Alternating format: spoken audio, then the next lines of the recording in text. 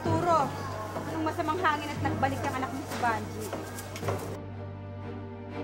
Laki na yung anak mo, Arturo. Pakawalan mo na yan. Punta na nga yan sa Maynila. Mika! Saan mo kinuha yung pinakain ka ng mo? Eh baka mamaya hindi sariwa yung binili mo. Baka mamaya botsa yun. Oo, Ma'am Arturo. Arturo, tumakas ka na. Andiyan ang mga pulis. Ano? Hindi mo may anak na ng babae ang congressman na yan? Dapat panagot si Richard. Sino lalaki naman ang papatol pa sa'yo, ha?